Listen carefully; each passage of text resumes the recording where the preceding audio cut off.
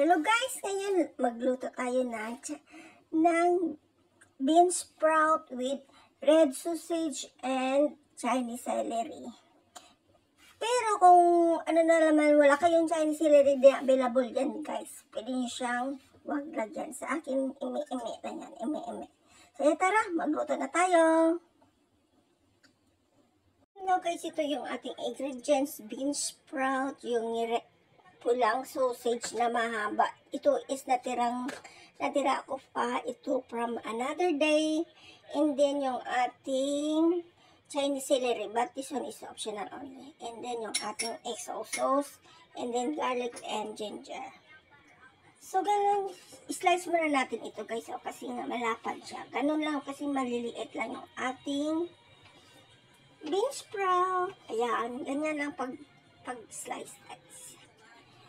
So lahat ng ingredients guys is nahugasan ko na siya. Ayan. So ayan, tipid-tipid lang tayo sa pangsahog natin. Ayan. So ngayon, naka-ready na yung ating kawali. So ayan, kasi mainit na, lagalan tayo ng tansyadong oil.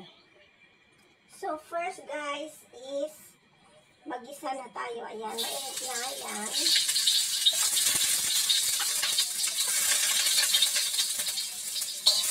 And then, sunodali natin yung ating garlic. And then, sunodali din natin yung ating slice na sausage. Ayan. Para ma-fry muna natin yung ating sausage. And then, pag-fry natin na until mag-shrink ba? Ayan. And then, ilagay ko na yung aking XO sauce. So, yan ang XO sauce ko guys. Mga 1 teaspoon. Ayan. Next. Ayan. Halo-halo lang tayo. And then, after that, ilagay natin yung ating bean sprout. Ayan.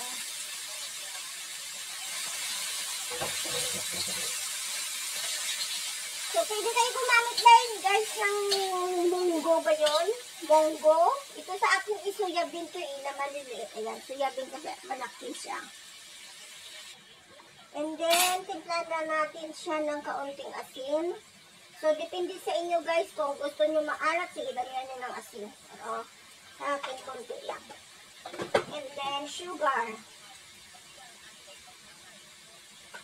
Ayan. And then, lagyan na natin siya ng patis.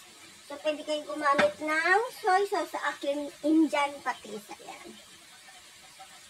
Tansya-meter lang yan guys. Depende yung sa kakain. Halo-halo tayo.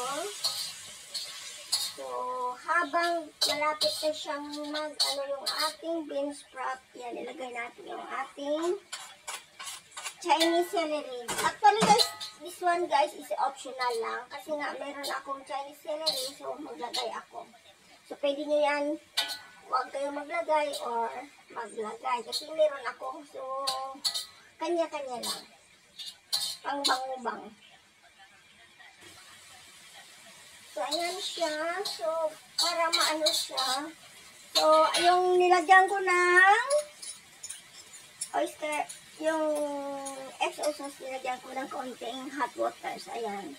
Ang dagdag na ng instant. Pwede din kayo maglagay ng cool water.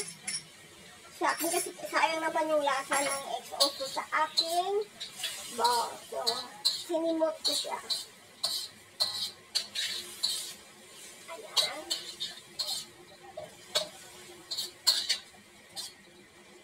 Ayan lang siya.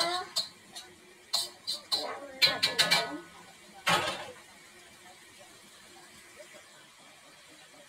So, ayan guys. Kunti na lang yung water niya. This one is kunti na siya.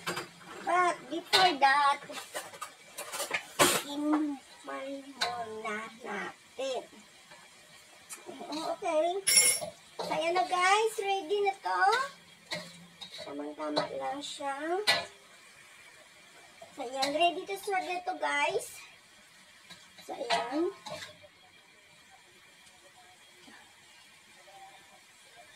serve na natin ito.